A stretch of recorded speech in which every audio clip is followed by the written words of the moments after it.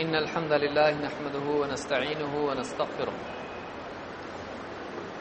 ونعوذ بالله من شرور أنفسنا ومن سيئات أعمالنا من يهده الله فلا مضل له ومن يضلل فلا هادي له وأشهد أن لا إله إلا الله وحده لا شريك له وأشهد أن محمدا عبده ورسوله أما بعد فإن خير الحديث كتاب الله وخير الهدي هدي محمد صلى الله عليه وسلم وشر الأمور محدثاتها وكل محدثة بدعة وكل بدعة ضلالة وكل ضلالة في النار. پچھلے درس میں بدعات کے نقصانات کیا ہیں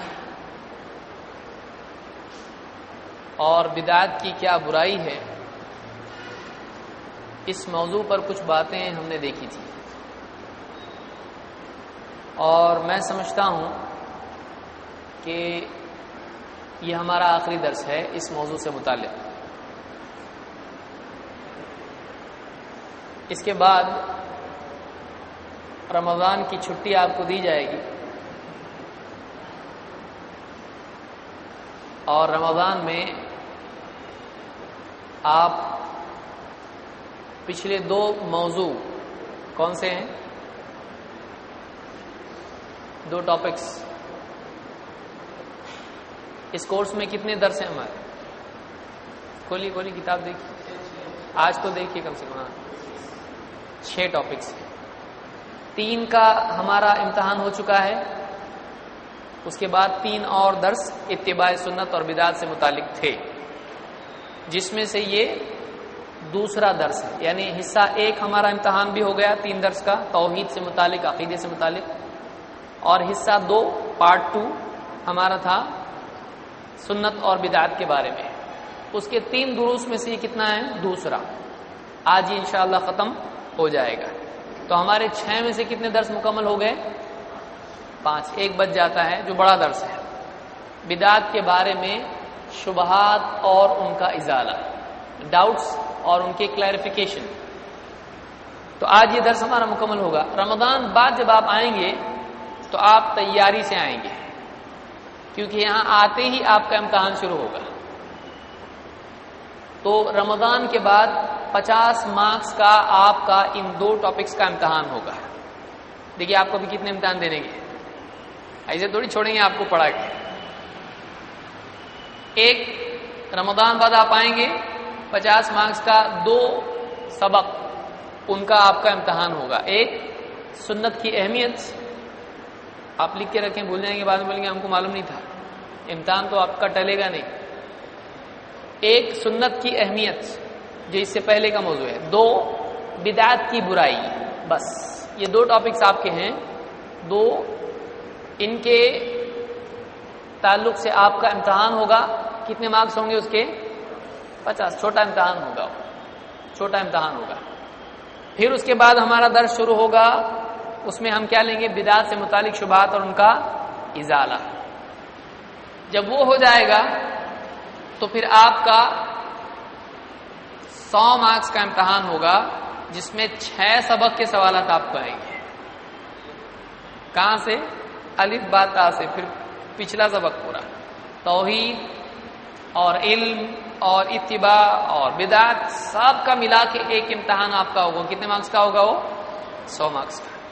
تو وہ آخری درس مکمل ہونے کے بعد ہوگا. پھر اس کے بعد ہم اور دروس آگے شروع کریں گے جب امتحان ہمارا ہوگا. تو انشاءاللہ یہ سلسلہ ہمارا دروس کا چلتا رہے گا. اور انشاءاللہ رمضان بعد ہم مشورہ کر کے کوئی دن طے کریں گے، اور اس دن عربی کا بھی ہمارا کورس شروع ہو جائے گا. تو ایک دن ہفتے میں ہم بدھ کا دن یا جمعرات کا جو بھی ہو، یہی وقت ہمارا رہے گا انشاءاللہ. اور اس میں عربی زبان بھی ہم سیکھیں گے. اس سے پہلے بھی اور کچھ چیزیں کرنی پڑیں گی. آپ لوگوں کی تجوید دیکھنی پڑے گی کہ پڑھنے نہیں آ رہا، عربی کیا لکھا ہوا ہے کاپی کرنے نہیں آ رہا. تو آپ کو ایک چھوٹا کورس، چاہے وہ 2 ہفتے کا ہو یا 1 مہینے کا ہو، آپ کا 2 چیزوں میں لینا پڑے گا.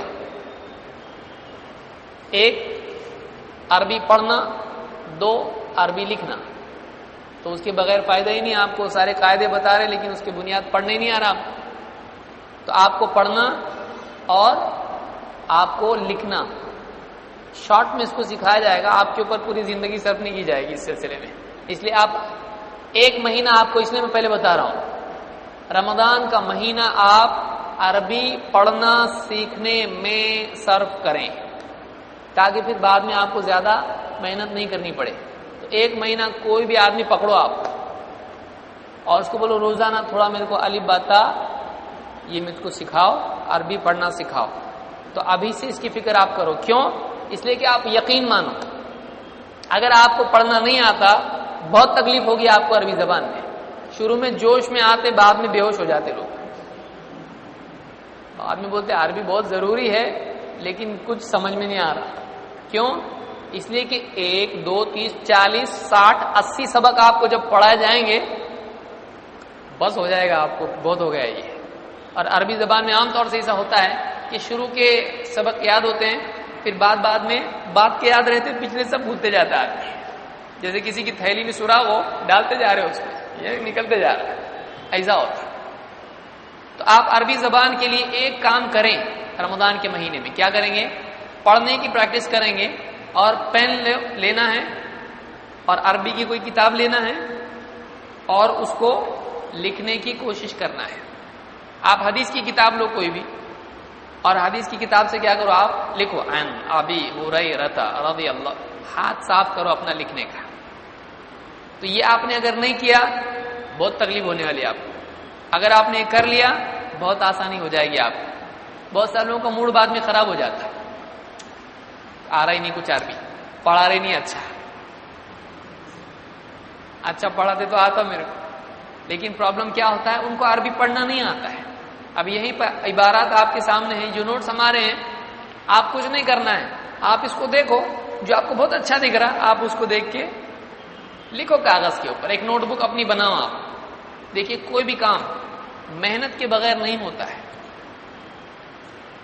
اور کوئی سبجیکٹ مشکل نہیں ہے, سب سبجیکٹ آسان ہے.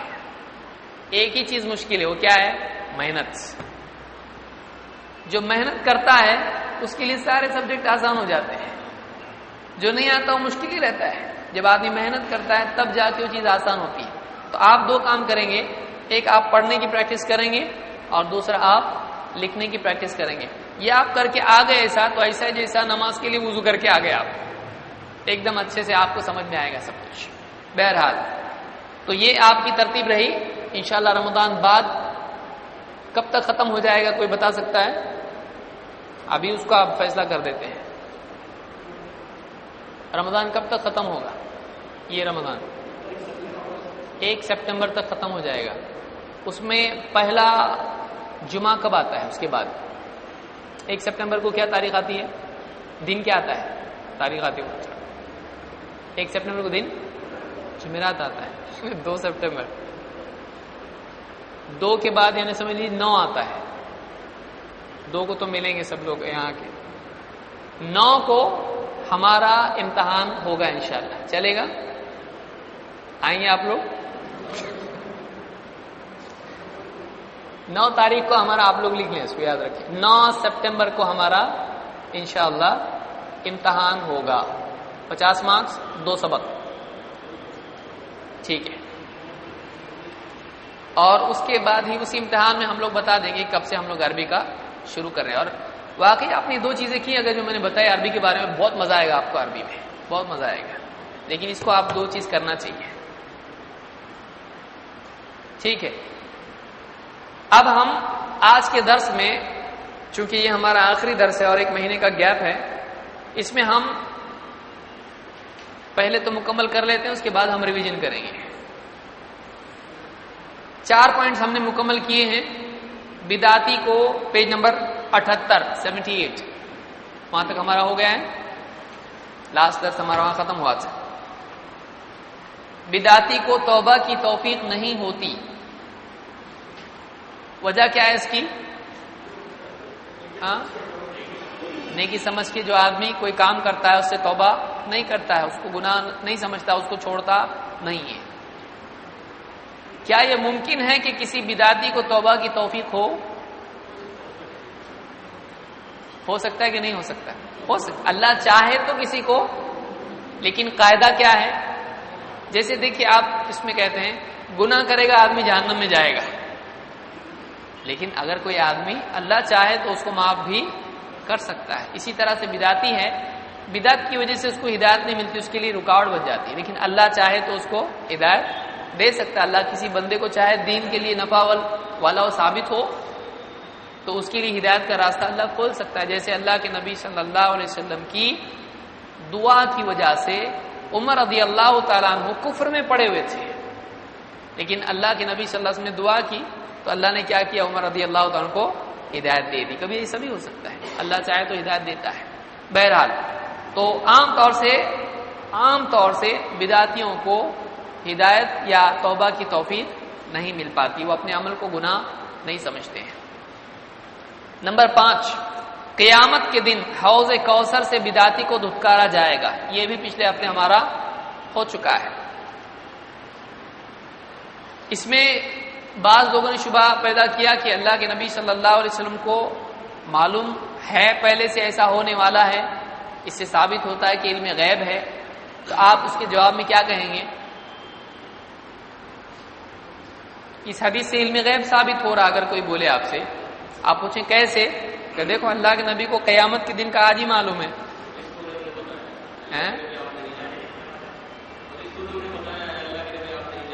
اس دن فرشتے اللہ کے نبی صلی اللہ علیہ وسلم سے کیا کہیں گے؟ انک لا تدری ما بدلوا بعدک، اے نبی آپ کو نہیں معلوم آپ کے بعد انہوں نے دین میں کیا کیا تبدیلیاں کی تھی. تو فرشتوں کا جملہ کیا ہے؟ اے نبی آپ کو معلوم کہ نہیں معلوم؟ نہیں معلوم.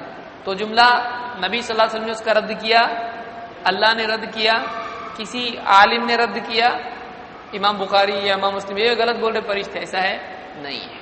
تو ساری امت اس بات کو مانتی کہ قیامت کے دن فرشتے ایسا کہیں گے، جس سے معلوم آپ کو علم غیب نہیں ہے. لیکن آپ صلی اللہ علیہ وسلم کو کیا غیب کی کوئی بھی بات نہیں معلوم ہے، اس لیے تو آپ نے بتائی. تو ہم کیا عقیدہ رکھتے ہیں غیب کے بارے میں بتائیے؟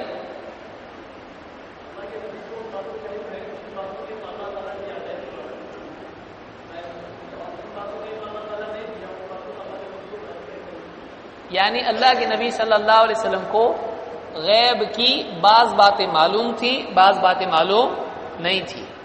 جو معلوم تھی وہ اللہ کے بتانے سے معلوم ہوئی، جو نہیں معلوم تھی وہ اللہ نے نہیں بتایا تو معلوم نہیں ہوئی، جیسا کہ یہ معاملہ ہے. اور اس حدیث میں کیا ہے؟ آپ کو یہ تو معلوم ہے قیامت کے دن ایسا ہونے والا ہے، لیکن آپ کو یہ نہیں معلوم کہ وہ لوگ کون ہوں گے. تو پارشل نالج جس کو کہیں گے، جزئی علم. آپ کو جزئی علم ہے، کچھ علم دیا گیا ہے، آپ کو بتایا گیا، اور کچھ نہیں بتایا گیا، ڈیٹیل بتائی گئی نہیں. تو واقعہ ہوگا ایسا، لیکن لوگ کون ہوں گے بتایا گیا نہیں. تو اس سے ثابت ہو گیا کہ آپ کو ہر چیز کا علم نہیں ہے. ما کان و ما یکون کی تفصیل آپ کے پاس نہیں ہے، اجمالاً آپ کو معلوم ہے. ٹھیک ہے. اس کے بارے میں، اس حدیث کے بارے میں اگر یہ کوئی کہے کہ یہ تو مرتدوں کے بارے میں ہے، تو کیا سلف میں علماء میں کوئی قائل ہے اس بات کا کہ نہیں یہ بدعتیوں کے بارے میں بھی ہے؟ ابن عبد البر صحیح ہے کہ ابن عبد البر صحیح ہے؟ بر صحیح ہے، ابن عبد البر. یہ بہت بڑے عالم گزرے، ان کی کتابوں کے نام معلوم ہے کسی کو؟ کوئی ایک کتاب؟ ابن عبد البر، ان کی مشہور کتاب ہے التمہید. یہ موطا کی شرح ہے التمہید. اسی طرح سے ان کی کتاب ہے الاستذکار. اسی طرح سے وہ بھی موطا کی شرح، دو شرح موطا کی، ایک راوی کے حساب سے ہے اور ایک باب کے حساب سے، باب کے اعتبار سے، چیپٹر کے سبق کے حساب سے ہے. اور اسی طرح سے ان کی کتاب ہے جامع بیان العلم، علم کے بارے میں جامع بیان. تو انہوں نے بہت ساری باتیں عالم اور طالب علم کے بارے میں جمع کی ہیں. بہرحال نمبر 6، قیامت کے دن بدعتیوں کے چہرے کالے پڑ جائیں گے. قیامت کے دن کیا ہوگا؟ بدعتیوں کے چہرے کالے پڑ جائیں گے، جس میں وہ لوگ بھی شامل ہیں جو کفار ہیں، لیکن ان کے لیے برا معاملہ یہ ہوگا کہ بدعتی بھی اس میں شامل ہوں گے جن کے چہروں پر کالی چھائی بھی ہوگی۔ قرآن کریم میں اللہ تعالیٰ نے فرمایا یوم تبیض وجوہ وتسود وجوہ، یوم تبیض وجوہ وتسود وجوہ۔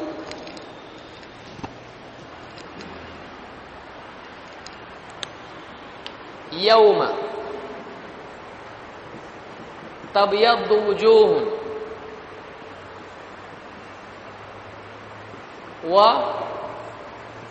وتسود وجوہ، اس دن، یوم اس دن، اور الیوم آج کل، سمجھ میں آ رہا آپ؟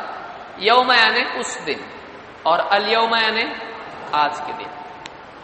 یوم اس دن، تبیض بیاض سے ہے، بیاض بیضا آپ کو معلوم ہے، اس میں کیا رنگ، کون سا رنگ ہے؟ سفید۔ تبیض وجوہ، وجہ کی جمع ہے، وجہ کا مطلب ہوتا ہے چہرہ، وجوہ اس کی کیا ہے؟ جمع، پلورل، انیک وچن۔ یوم تبیض وجوہ، اس دن کئی چہرے سفید اور روشن ہوں گے، اور تسود، سواد سے، سواد یعنی کالا، اسود، وتسود وجوہ، اور کچھ چہرے کیا ہوں گے اس دن؟ کالے ہوں گے، کچھ چہرے روشن ہوں گے اور سفیدی اس پر ہوگی، ان چہروں پر ہوگی، اور کچھ چہرے قیامت کے دن کیا ہوں گے؟ کالی چھائی بھی ہوگی ان کے اوپر۔ یہ کون لوگ ہیں؟ اصلاً یہ کفار ہیں، لیکن ان کے ضمن میں وہ لوگ بھی آتے ہیں جنہوں نے اسلام کی تعلیمات کو چھوڑ کے وہ تعلیمات اختیار کی جو اسلام سے ہٹی ہوئی ہے، یا انہوں نے اپنے طور سے دین میں بدعت ایجاد کی ہے۔ اس آیت کے ضمن میں عبداللہ ابن عباس رضی اللہ تعالیٰ کا ایک قول ذکر کیا جاتا ہے، اس کو نوٹ کیجئے، جو میں بتا رہا ہوں ابھی دھیان سے سنیے۔ کہتے ہیں کہ ابن عباس اس کے بارے میں کہتے ہیں یعنی یوم القیامہ، یعنی یہ قیامت کے دن ہوگا، حین تبیض وجوہ اہل السنت والجماعہ، کہ جب اہل سنت والجماعت کے چہرے روشن ہوں گے، سفید ہوں گے، وتسود وجوہ اہل البدعۃ والفرقہ، اور اس دن اہل بدعت والفرقہ کے چہرے کیا ہوں گے؟ ان پر کالی چھائی بھی ہوگی۔ اس کو الاعتصام میں الشاطبی نے اور اسی طرح سے ابن کثیر نے ذکر کیا ہے، لیکن اس روایت میں پرابلم ہے، اس لیے کہ ہمارا اصول کیا ہے؟ قاعدے کے اعتبار سے روایت کیسی ہونا چاہیے؟ صحیح یا حسن درجے کی ہونا چاہیے۔ اس روایت کی جمع کرتے وقت یہ چیز سامنے نہیں تھی، عام طور سے علماء نے اپنی کتابوں میں اس روایت کو ذکر کیا اور کسی نے اس پر کلام نہیں کیا ہے۔ ابن کثیر نے اس کو ذکر کیا ہے، امام الشاطبی نے اس کو ذکر کیا ہے، ابن تیمیہ نے اس کو ذکر کیا ہے، الآجری نے اس کو ذکر کیا ہے، اسی طرح سے ابن بطہ نے اس کو ذکر کیا ہے، اللہ لکائی نے اس کو ذکر کیا، سب نے ذکر کیا ہے عام طور سے۔ اس روایت سے عام طور سے علماء نے استدلال کیا ہے اہل سنت والجماعت کے چہرے روشن ہوں گے، اہل بدعت کے چہرے کیا ہوں گے؟ کالے ہوں گے، لیکن سند کے اعتبار سے یہ روایت صحیح نہیں ہے، اس لیے ہم کو اس سے استدلال کرنا درست ہے نہیں ہے۔ تو اگرچہ یہ روایت اس باب میں ہے، لیکن آپ اس کے نیچے ایک چھوٹا سا بریکٹ لکھیں گے، کیا لکھیں گے؟ یہ روایت ضعیف ہے، قاعدے سے روایت صحیح نہیں ہے۔ یہ علمی امانت ہے جو ضروری ہے۔ آپ بولیں گے پھر لکھے کیوں؟ بولیں گے بتا رہے نا ابھی آپ کو۔ تو کوئی روایت اگر آج ہمارے سامنے ضعیف ہے، لیکن اس کا کوئی طریق ہم کو کل مل جاتا ہے، دیکھیے ہمارا اصول ہے کہ اگر کوئی روایت آج ہم ضعیف سمجھ رہے ہیں، لیکن کل کوئی ایسی روایت مل جائے جس سے اس روایت کو تقویت ملتی ہے، تو وہ روایت ضعیف کے مرتبے سے کیا ہو جائے گی؟ حسن لغیرہ، یعنی وہ قابل قبول ہو جائے گی۔ لیکن کوئی روایت ایسی ہے جس کی سند میں کسی راوی کو ہم معتبر سمجھ رہے ہوں، لیکن کسی محدث کا پھر قول ہم کو بعد میں مل جائے، اس لیے کتابیں بہت ہیں کہ یہ راوی ضعیف ہے اور یہ راوی قابل اعتبار نہیں ہے، تو اس روایت کو کیا ماننا پڑے گا؟ سمجھ میں آ رہا؟ کسی بھی آدمی کے بارے میں آپ کیا کرتے ہیں؟ آج اس کو اچھا سمجھ رہے ہیں، کل جا کے معلوم پڑا اچھا نہیں، تو کیا بولیں گے؟ نہیں، اس دن میں نے اچھا بولا تھا، آج کیسا بدلوں؟ بولیں گے آپ ایسا نہیں۔ اس لیے قاعدے سے روایت کیا ہے؟ معتبر نہیں ہے۔ دوسری بات، پھر یہ نمبر 0 ہو گیا؟ نہیں، اس کے ضمن میں علماء کے اقوال، سلف کے اقوال ہیں۔ اس بارے میں 2 قول میں ذکر کروں گا، اس کو آپ لکھ لیں، نوٹ کر لیں۔ نمبر 1، تابعین میں سے قتادہ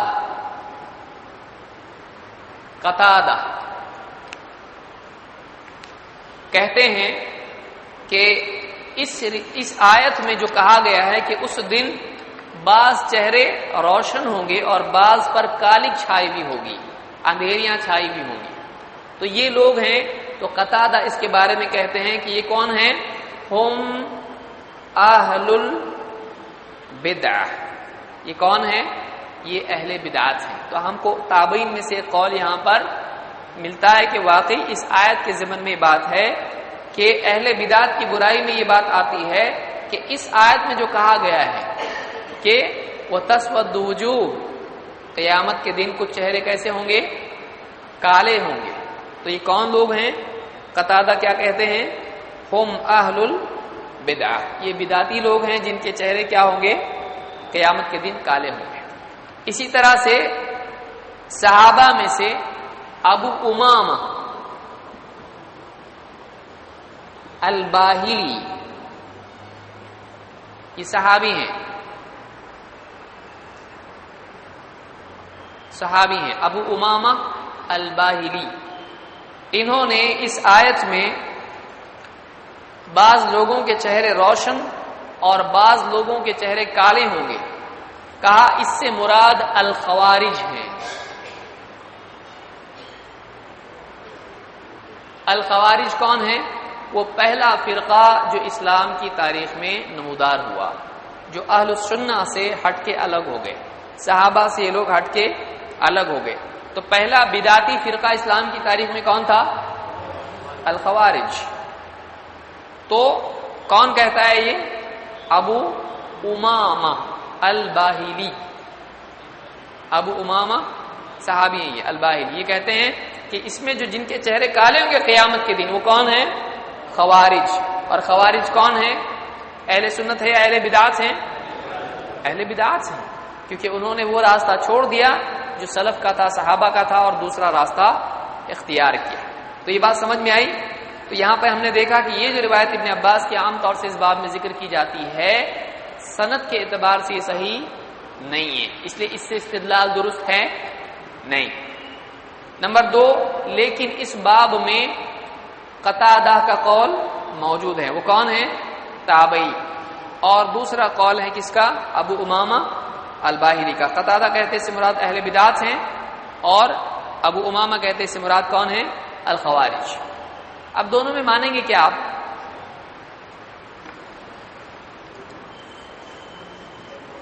یہ بتائیے، اب یہ سمجھ لیجئے تفسیر کا اصول۔ قتادہ کیا کہہ رہے ہیں؟ کون ہے وہ؟ شاباش، 1 منٹ میں اتنی ترقی، تو گھر جا کے اور 30 دن کے بعد تو سمجھ میں آ رہا ہے ابھی۔ ابو امامہ رضی اللہ عنہ کیا کہتے ہیں؟ وہ کون ہے؟ پہلے وہ بولے تھے، ابھی دوسرا نہیں بولیں گے، الخوارج۔ ٹھیک ہے، تو یہ مانیں گے کہ یہ مانیں گے؟ دونوں مانیں گے؟ دونوں کیسے مانیں گے؟ دونوں الگ ہیں نا۔ ہاں، صحابہ کے بعد میں آئے، صحابہ کے زمانے میں آئے۔ پہلے یہ بتائیے، صحابہ کے زمانے میں تھے خوارج کے بعد میں؟ صحابہ کے زمانے میں حضرت علی کی ان سے جنگ ہوئی، تو خوارج ہیں اس سے مراد، آیت سے مراد یا اہل بدعت؟ دونوں ہیں؟ یہ دونوں الگ ہیں کہ ایک ہیں؟ پھر یہ نام آیا اور یہ کیا ہے؟ تفسیر میں بعض اوقات ایسا ہوتا ہے کہ ایک صحابی کسی آیت کی تفسیر میں ایک عام قول بیان کرتے ہیں، اس سے مراد مثلا اہل بدعت ہیں یا اس سے مراد فلاں ہیں، اور دوسرے صحابی اس سے مراد اس کی مثال بیان کرتے ہیں۔ یہ کیا ہے؟ تفسیر بل، یعنی ابھی کوئی آدمی کہے کہ دیکھو ابو امامہ تو کہہ رہے اس سے مراد کون ہے؟ خوارج ہے. یعنی پھر دوسرا کوئی اس میں آئے گا نہیں. معتزلی آئیں گے اس میں, شیعہ آئیں گے اس میں نہیں, آئیں گے کہ نہیں آئیں گے؟ ہاں اسی لیے پوچھ رہا ہوں میں, الگ ہے کہ ابھی یہ تو اس میں آئیں گے کہ نہیں آئیں گے, اور اس میں آئیں گے. تو ان کے مطابق تو خوارج ہیں, اس کا مطلب شیعہ ہیں کیا؟ سمجھا میں کیا پوچھ رہا کہ سمجھا ہی نہیں؟ کچھ لوگ دیکھ رہے کہ کیا بول رہے, کرنا کیا چاہ رہے آخر, ذرا دیکھتے رہو کیا ہوتا ہے. اب یہ جو ہے, یہ جو بیان کیا انہوں نے, یہ کیا بیان کی؟ صفت. اور انہوں نے بیان کیا وہ کیا ہے؟ مثال. سمجھ میں آیا؟ تو یہ اگزامپل کے طور پر انہوں نے نام دیا ہے, یہ نہیں کہ خوارج ہی اور کوئی نہیں, یہ مراد ہے نہیں. یعنی مثال کے طور پر خوارج, لیکن اس سے اسپیسیفکلی خوارج مراد نہیں ہوتا ہے, بلکہ کیا ہوتا ہے, اس کی ایک مثال ہوتی ہے. آپ کو تفسیر کی کتابوں میں عام طور سے ملے گا. اسی لیے علماء نے اصول تفسیر میں اس کو سمجھایا, یہ تفسیر بالمثال ہے. تفسیر بالمثال ہے کہ اس طرح سے بعض اوقات صحابی یا تابعی کوئی مثال بیان کرتے ہیں, کہتے ہیں اس سے مراد یہ ہے. اسی لیے یعنی بعض سلف سے پوچھا گیا الجماع سے مراد کون ہے, انہوں نے ایک سلف میں سے کسی بڑے عالم کا نام بیان کیا, یہ جماع ہے. کسی نے کہا ابو بکر و عمر جماع ہے, اور کسی نے کیا کہا جماعت وہ ہے جو حق کے موافق ہو. تو اس طرح سے بعض اوقات آدمی کیا سمجھتا ہے کہ اقوال میں اختلاف ہے, کون پڑھے گا تفسیر, یہ بول رہے, وہ بول رہے, کوئی کچھ بول رہا, کوئی کچھ بول رہا.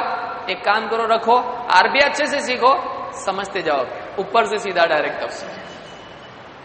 ایسا ہوتا ہے. تفسیری اقوال جو سلف کے ہوتے ہیں, بعض اوقات بہت پڑھے لکھے لوگ ایسا کرتے ہیں, بولتے یہ اتنی کتاب اپنے کو نہیں چاہیے, تفسیر ابن کثیر, تفسیر فلاں, تفسیر قرطبی, یہ نہیں, بس ختم. ہم کیا کریں گے, قرآن کی اچھی سی عربی سیکھنے کا, ابو جہل سے تھوڑی اچھی, اور ڈائریکٹ قرآن سیکھنے کا. بولے عربی ہے, سمجھتا نہیں کیا؟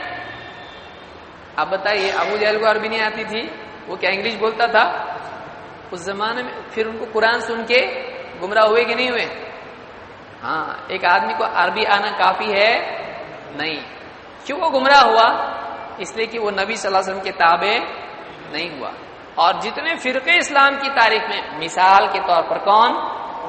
خوارج. خوارج کے بارے میں مستقل درس میں کبھی لوں گا انشاءاللہ, اس لیے کہ بہت یعنی اہم درس ہے وہ. خوارج کون, خوارج کی صفات کیا, خوارج کیوں بنے, کب تھے, ان کا کیا ہوا, ان کے بارے میں حدیث میں پہلے سے کیوں آ گیا. تو خوارج ایک مستقل موضوع ہے ہمارے لیے, جو ہر دور میں رہیں گے یہ لوگ, اور خصوصاً بعد کے دور میں پیدا ہوں گے. حدیث میں آیا ہے اس طرح سے. بہرحال تو خوارج کیا تھے؟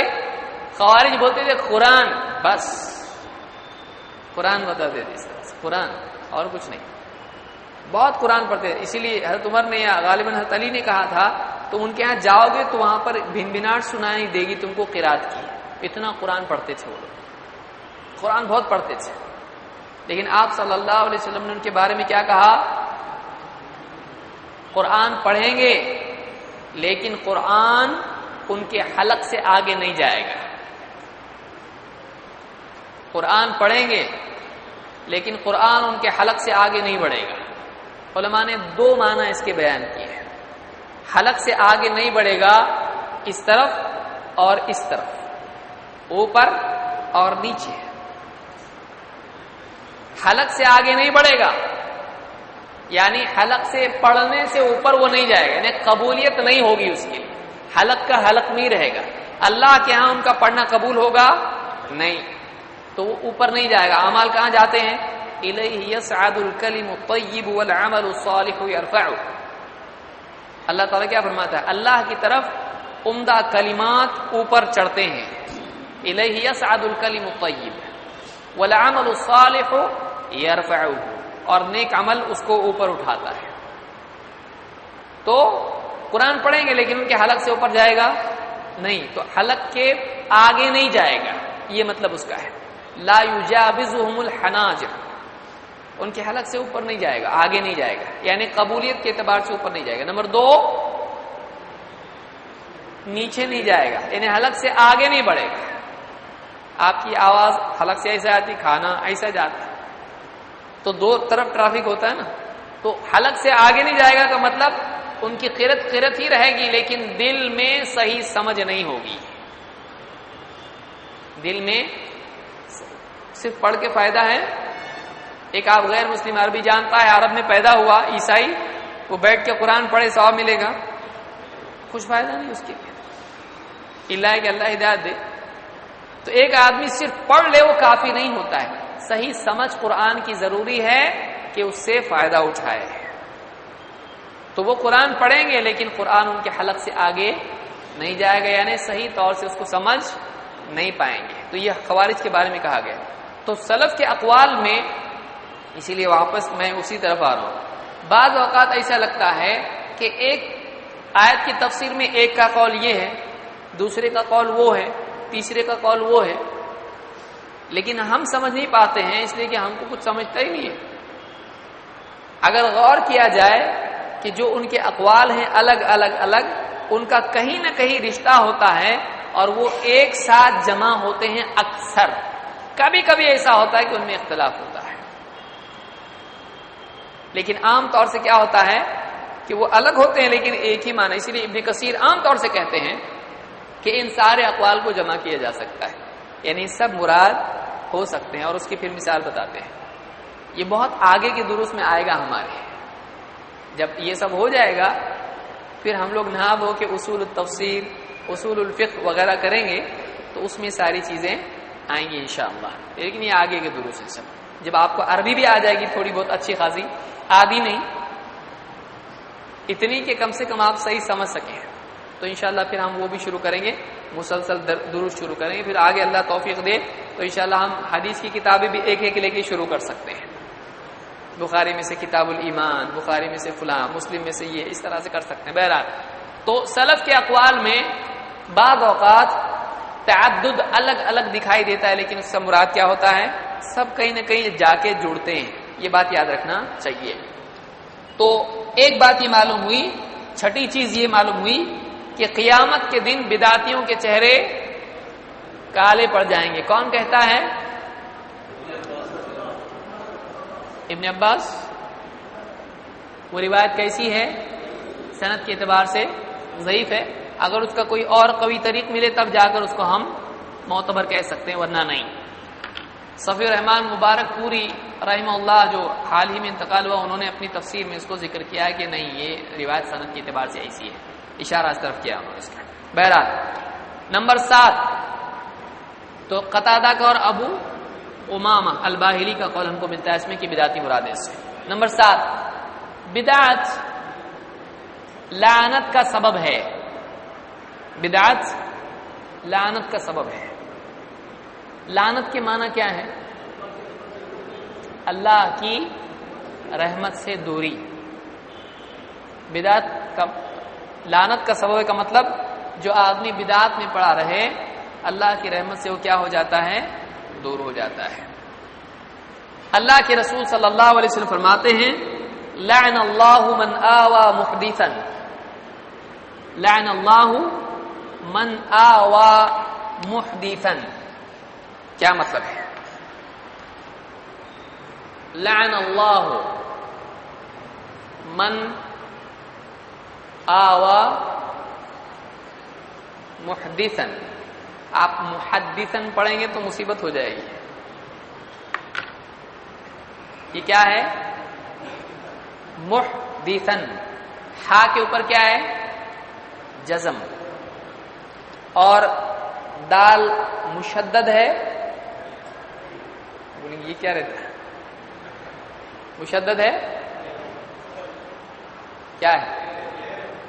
صرف زیر. زیر زبر یہ اردو میں ہوتا ہے. ہاں اس کو کیا بولتے ہیں عربی میں؟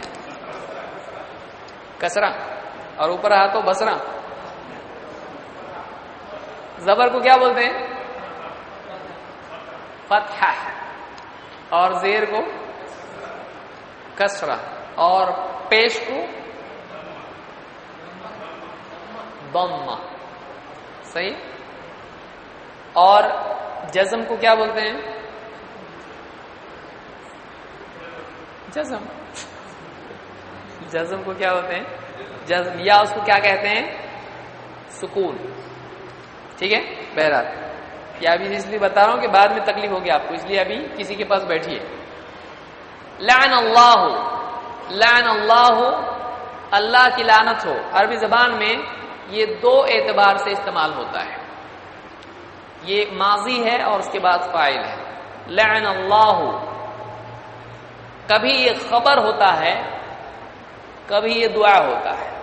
دونوں معنی میں استعمال ہو سکتا ہے. یعنی دیکھیے لعن اللہ اگر اس کو خبر کے معنی میں لیا جائے ایسا ہوگا لعنت کی اللہ نے اس پر جو پناہ دے بدعتی کو، تو یہ خبر ہو گئی. لیکن دعا کے طور پر جو جملہ ہوتا ہے وہ بھی خبر والا ہوتا ہے. کیسے؟ اللہ کی لعنت ہو اس پر جو پناہ دے کسی بدعتی کو. جیسے مثال کے طور پر آپ دوسرا جملہ دیکھیں یہاں پر، اس کے بالعکس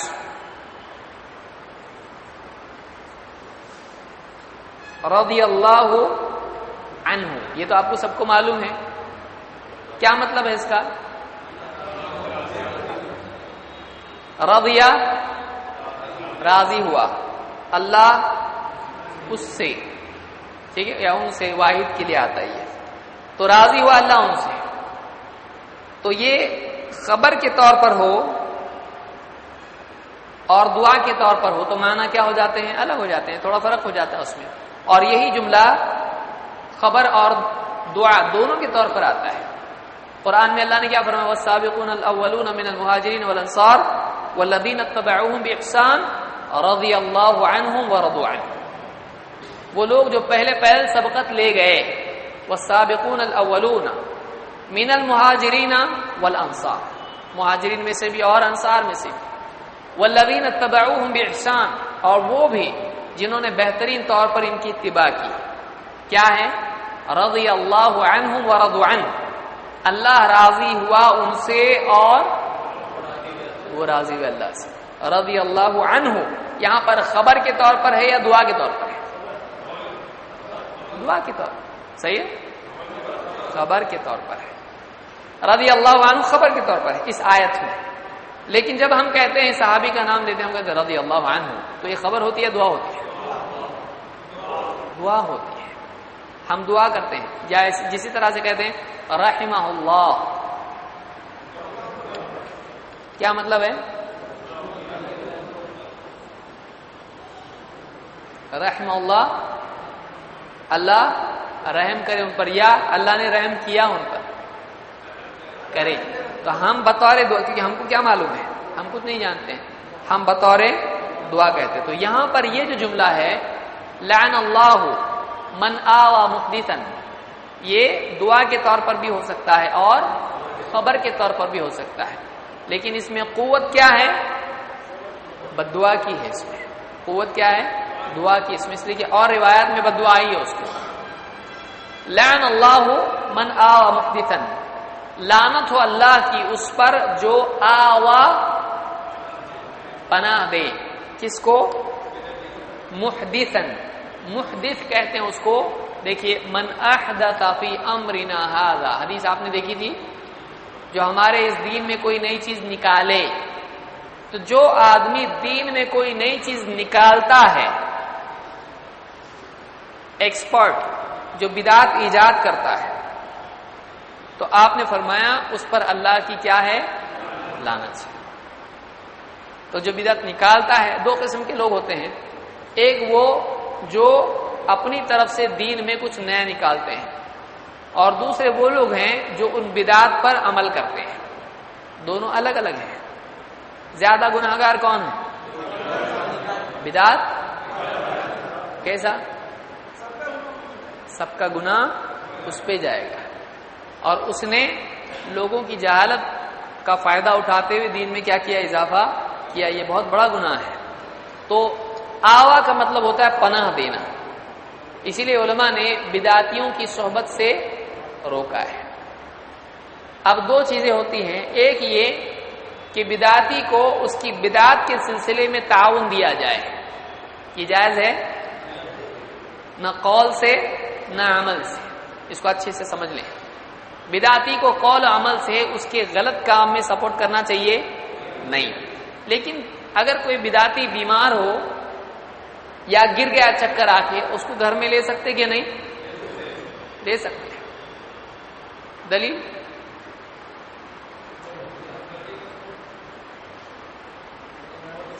کتنا اچھا بولیں گے. دلیل کیا ہے؟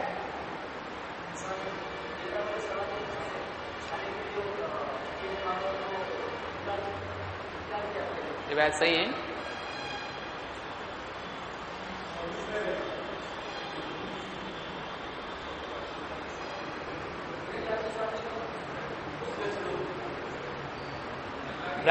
بریکٹ کے باہر ہے ایک لفظ میں اللہ کے نبی صلی اللہ علیہ وسلم نے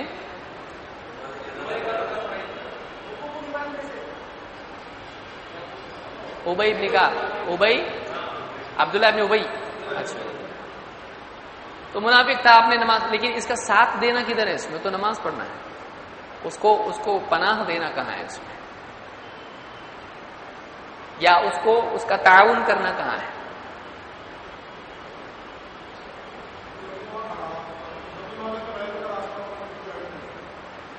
ارحموا من فی الارض یرحمکم من فی السماء. تم زمین والوں پر رحم کرو، آسمان والا تم پر رحم کرے گا. اور عبداللہ بن عمر رضی اللہ تعالیٰ عنہ اپنے پڑوسی یہودی کو کھانا بھیجتے تھے. اگرچہ وہ یہودی ہے، یہودی زیادہ برا ہے. کیوں؟ وہ تو اسلام ہی نہیں ہے اس کے پاس. تو جس کے پاس اسلام نہیں ہے، اسلام اس سے بھی اچھا سلوک سکھاتا ہے کہ نہیں؟ سکھاتا ہے. تو من باب اولا کوئی مسلمان ہے تو اس سے سلوک کیا جائے گا، لیکن اس کی بدعت میں اس کا ساتھ دیا جائے گا نہیں. اس لیے جو اہل بدعت ہیں ان کے مقصد میں ان کا تعاون کرنا چاہیے نہیں، لیکن ان کے ساتھ اچھا سلوک کیا جا سکتا ہے، کرنا چاہیے، جس سے ان کا دل نرم ہو اور وہ اسلام سے، حق سے، سنت سے کیا ہو؟ قریب ہو. اللہ نے قرآن میں کیا فرمایا؟ ادفع باللتی ہی احسن. برائی کو کس سے دفع کرو؟ بھلائی سے. فَإِذَا الَّذِي بَيْنَكَ وَبَيْنَهُ عَدَاوَةٌ كَأَنَّهُ وَلِيٌّ حَمِيمٌ. تمہاری جس سے دشمنی ہے وہ تمہارا کیا بن جائے گا؟ دوست بن جائے گا.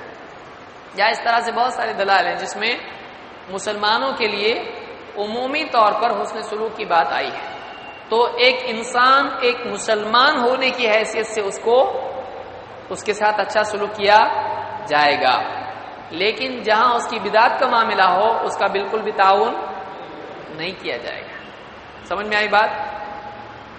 جیسے کوئی اہل بدعت میں سے ہو اور ہم اس کے دعوتی مرکز کو جہاں سے بدعتیں چلتی ہیں ہم تعاون کر سکتے ہیں اس کو؟ یا کوئی بدعتی آئے اور کہے میں کچھ بدعتیں پھیلانا چاہتا ہوں، تمہارے یہاں رکو کیا؟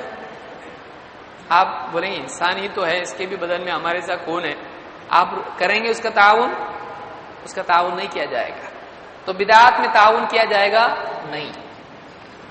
البتہ انسان ہونے کی حیثیت سے تو مشرکین اور کفار کے ساتھ بھی سلوک اسلام سکھاتا ہے. تو من باب اولا یہ مسلمان ہے.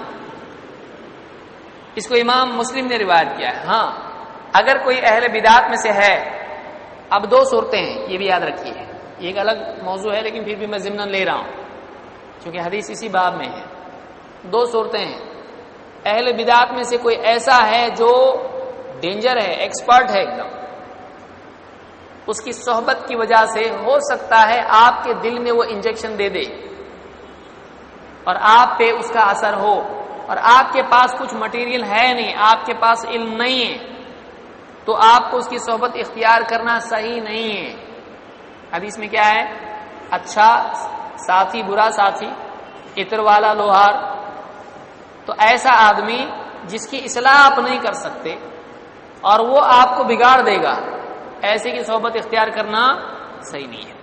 لیکن اگر آپ اس کی اصلاح کر سکتے ہو، آپ کے پاس علم ہے اور آپ کے اس سے تعلق رکھنے سے ہو سکتا ہے آج نہیں تو کل اس کو ہدایت ملے، تو ایسے سے تعلق رکھا جا سکتا ہے.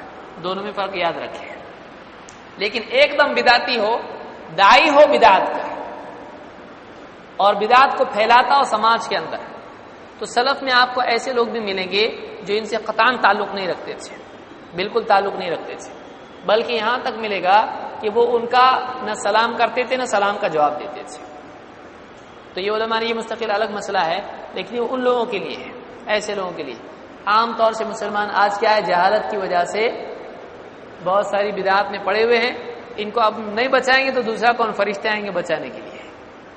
اور آج اللہ کا احسان ہے، دعوت کی وجہ سے کئی لوگ ہیں جن کو اللہ تعالیٰ نے ہدایت دی. اگر ان کو انہی کے حال پہ چھوڑ دیا یار بدعت میں اس کو سلام بھی مت کرو، بات بھی مت کرو، کلام بھی مت کرو، تو بیچارہ اسی حال میں رہے گا، اسی حال میں مرے گا. ہاں لیکن جو بڑے بڑے بدعتی ہوتے ہیں، جو جانکار ہوتے ہیں بدعات کے، تو ان کی صحبت سے کیا کرنا چاہیے، بچنا چاہیے. بعض سلف سے کسی بدعتی نے کہا یار ایک بات تو سنو، انہوں نے کہا آدھی بات بھی نہیں، کان میں ہاتھ ڈال دیا، آدھی بات بھی نہیں چاہیے، ہم کو سننا ہی نہیں تمہاری بات سے. لیکن کب، جو واقعی ثابت ہو جائے کہ کیا ہے، بدعتی ہے، کتاب و سنت نہیں، اپنی طرف سے کچھ بھی بولتا ہے.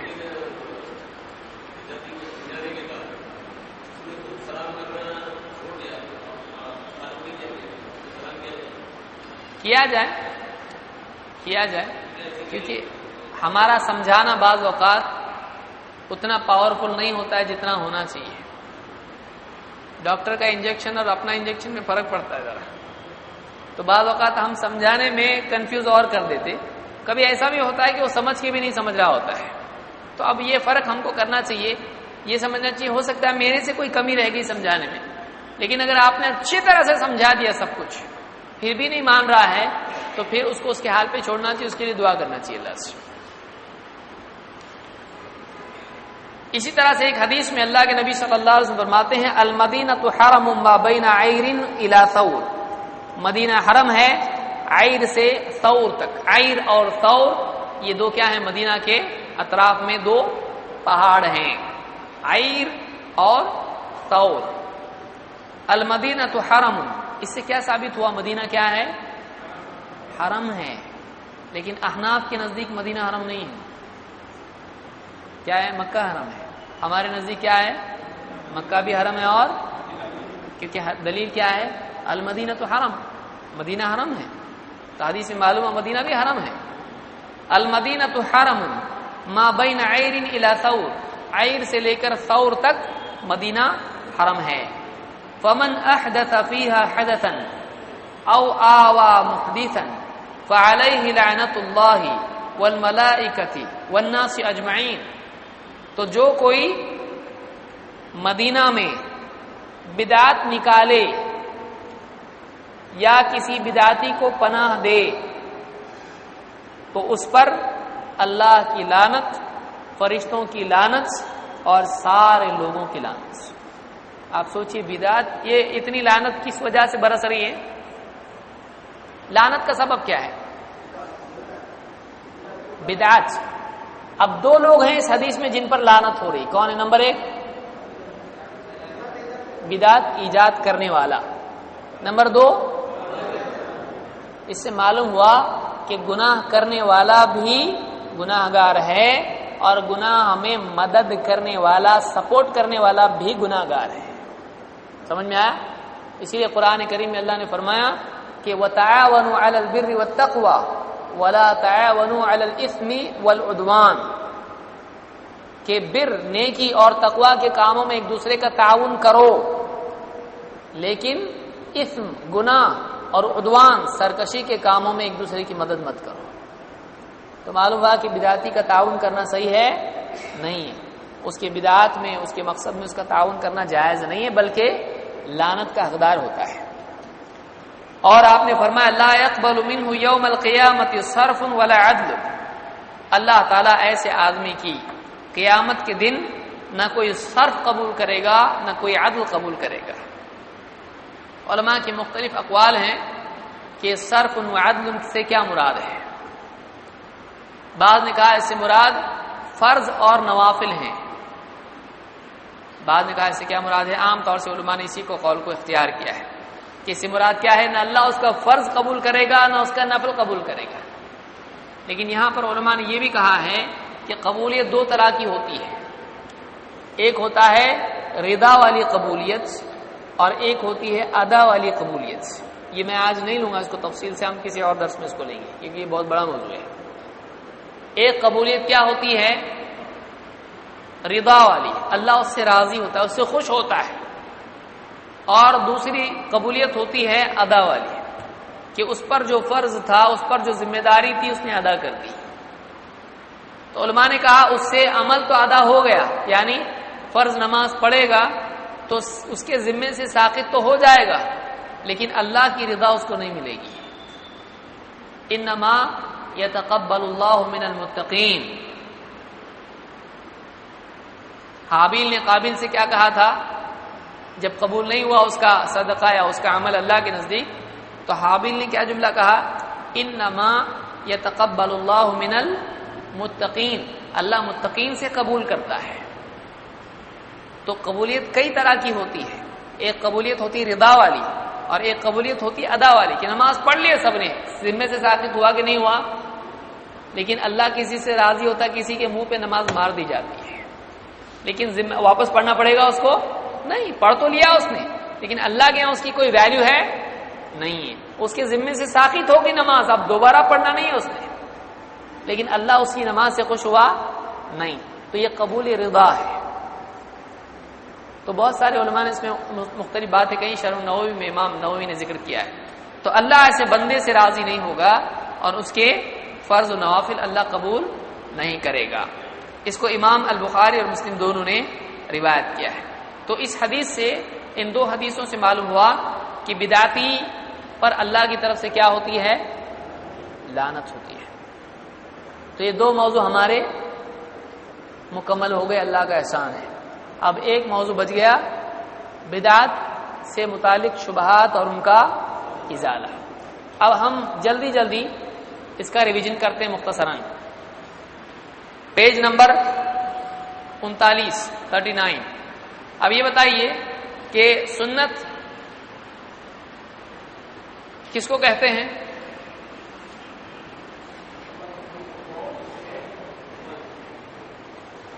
اللہ کے نبی صلی اللہ علیہ وسلم کا قول، فعل اور عمل. کیا یہ تینوں چیزیں سنت ہوتی ہیں؟ فعل اور عمل الگ الگ ہے. فعل تقریر، قول، فعل اور تقریر. تقریر کون بتائے گا کیا ہوتا ہے؟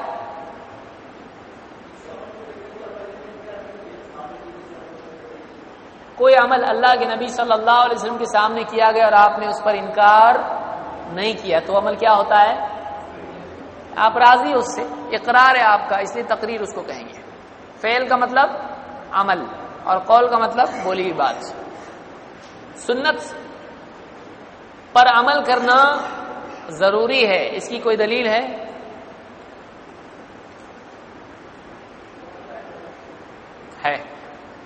کیا ہے؟ وما آتاکم الرسول فخذوه وما نهاکم عنه فانتهوا. کیا مطلب ہے؟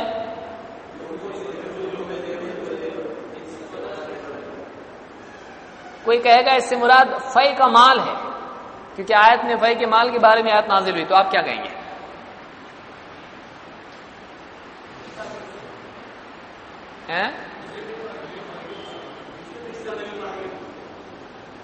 ایسا ہے؟ آیت ہے اس سے دلیل مانگے، بہت جلدی تیار ہو کے مانگے.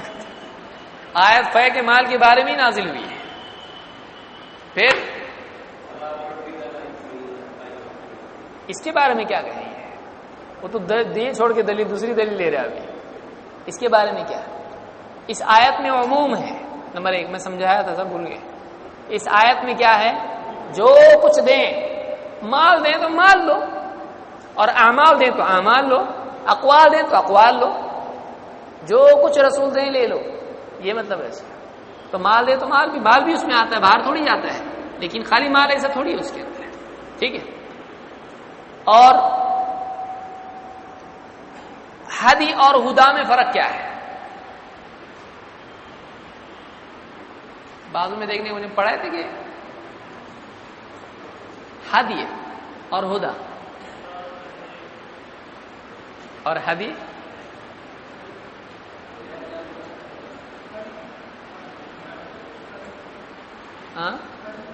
طریقہ، اسوہ، نمونہ. آپ کو بہت سمجھایا اس کو تمہیں، میرے کو یاد ہے، میرے کو دن یاد آ رہا ہو. ہدی اور ہدا میں فرق کیا ہے کہ ہدی عملی نمونہ اور ہدا قول سے ایکسپلینیشن، سمجھانا ہدا ہے اور عمل کر کے دکھانا کیا ہے، ہدی ہے. دونوں روایتیں آتی ہیں، وخیر الہدی ہدی محمد وخیر الہدا ہدا محمد. بہرحال، اور سنت کی اتباع میں کیا چیزیں رکاوٹ بنتی ہیں؟ 3 چیزیں کوئی بتا سکتا ہے؟ نمبر 1، دائیں والے،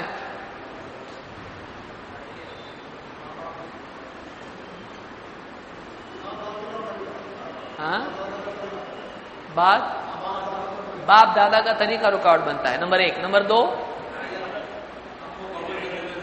ہاں، جہالت. Number 3، majority. نمبر 4، برے علماء. نمبر 5، خواہشات کی اتباع. نمبر 6 ہے گمان، عقل کی وجہ سے بھی آدمی حدیثوں کا انکار کر دیتا ہے. ابھی آئے گا انشاءاللہ رمضان میں اسلام میں عقل کا مقام، کہ عقل کو کتنا زیادہ سر پہ رکھنا، جیب میں رکھنا، کہاں رکھنا.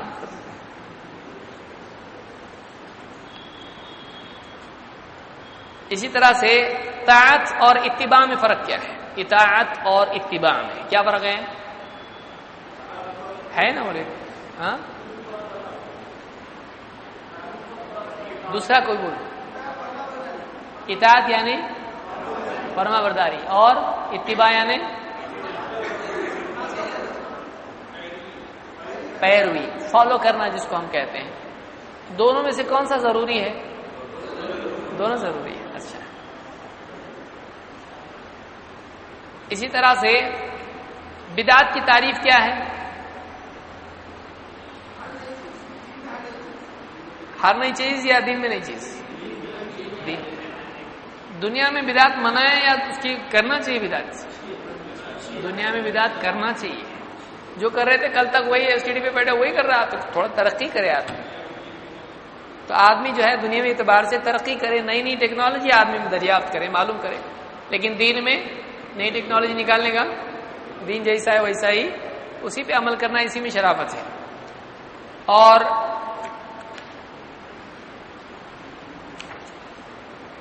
بدعت کے نقصانات کیا ہیں؟ نمبر 1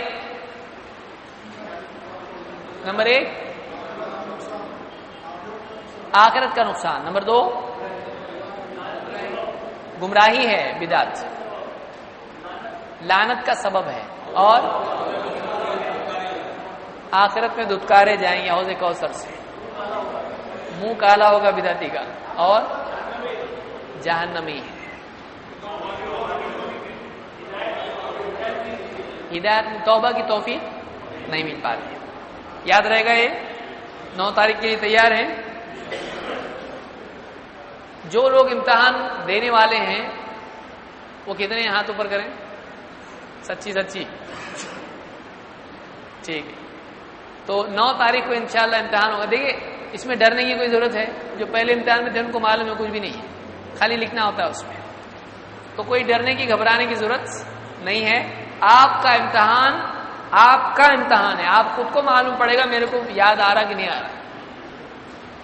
تو تیاری کر کے آئیں انشاءاللہ. 9 تاریخ کو ہمارا امتحان ہوگا، اور اگر ممکن رہا تو 2 تاریخ کو درس ہوگا، نہیں تو آپ کو بتایا جائے گا. ویسے آپ لوگ بہت بزی ہوں گے میٹھا کھانے میں، تو 2 تاریخ کو تو شاید موقع نہیں مل پائے گا. تو بہرحال اعلان آپ کو کیا جائے گا، بتایا جائے گا.